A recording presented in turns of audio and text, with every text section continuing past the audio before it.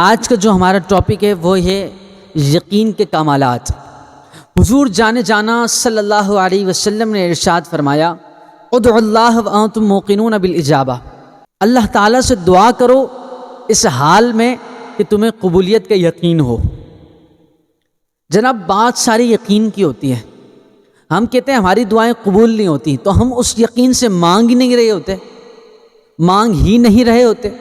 اللہ پاک پر یقین کامل رکھ کر مانگیں، پھر دیکھیں کیسے کمالات ہوتے ہیں، کیسے معجزات ہوتے ہیں۔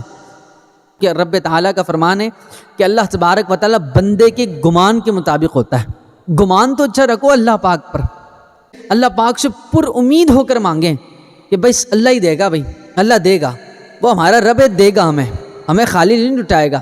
ہم اس بادشاہ، اس شہنشاہ کی بارگاہ میں جا رہے ہو جس کے خزانے میں کوئی کمی نہیں ہے، اور ہمارے پاس تو حضور جانا ہے، ہمارے پاس تو صحابہ ہیں، ہمارے پاس تو اولیاء ہیں، ہم ان کے وسیلے سے مانگیں۔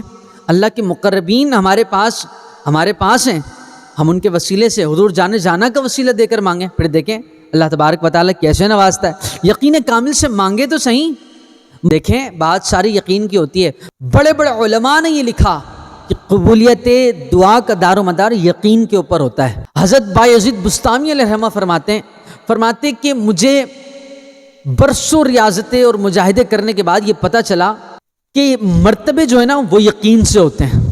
جتنے مرتبے ہیں وہ یقین سے طے ہوتے ہیں، وہ معرفت ہیں، وہ ولایت ہے، وہ قرب الہی کی منزلیں ہیں، ان میں اگر یقین ہوگا نا پھر آپ کو یہ مرتبے طے ہوں گے۔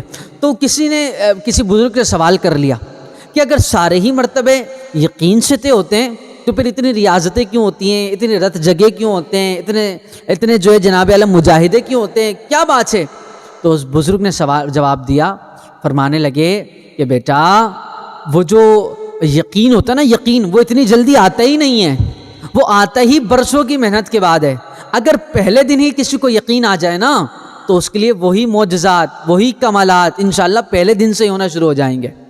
بات ساری یقین کی ہے۔ اگر یقین آ جائے پہلے دن ہی، وہ کسی نے کہا، وہ کسی واعظ نے جو ہے نا جناب اعلیٰ خطاب کرتے ہوئے بتایا، اگر کوئی بسم اللہ شریف پڑھے، اللہ کا نام لے کر دریا میں بھی اتر جائے، دریا پار ہو جائے گا، دریا پار کر جائے گا انشاءاللہ۔ تو جو بیان کرنے والا تھا اس کو یقین نہیں تھا، لیکن جو سن رہا تھا نا اس کو یقین آ گیا، اس بات پر اس کو یقین آ گیا جناب اعلیٰ۔ اب وہ کیا کرتا، جاتا دریا کے پاس، بسم اللہ شریف پڑھتا، اللہ کا نام لیتا، دریا پار لگ جاتا۔